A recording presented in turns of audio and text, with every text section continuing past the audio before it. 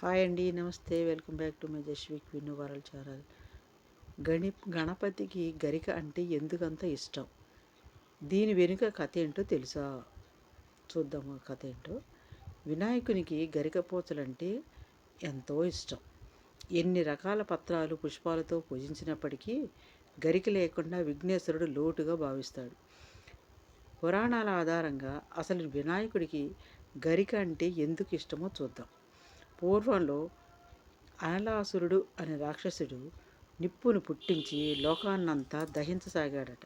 అయితే దేవతలంతా బయటకు దగ్గరకు వచ్చి వినాయకుడి దగ్గరకు వచ్చి తమను రాక్షసుడు వేడిని పుట్టించి ఇబ్బందులు పాలు చేస్తున్నాడని, తమకు వేడిని పుట్టిస్తున్నాడని, తమకు ఎలాగైనా తమరు ఎలాగైనా కాపాడాలని వినాయకుడిని వేడుకొనగా వినాయకుడు తమ శరీరాన్ని పెంచేసి ఆ రాక్షసుడిని మింగేశాడు. అందుకు వెంటనే వినాయకుడి నుండి వేడి మొదలైంది.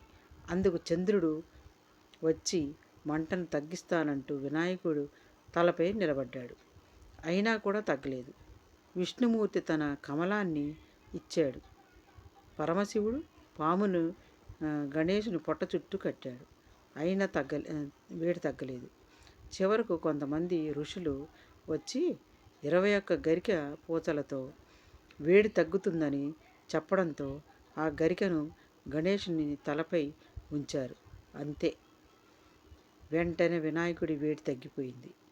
అప్పుడు వినాయకుడు అన్నాడు, ఎవరైతే తనకు గరికతో పూజిస్తారో వారికి ఎల్లప్పుడూ తన ఆశీర్వాదాలు ఉంటాయి అని చెప్పడంతో అప్పటి నుండి వినాయకుడిని గరికతో పూజిస్తారు. చూసారా ఎంత కథ. బాయ్ అండి.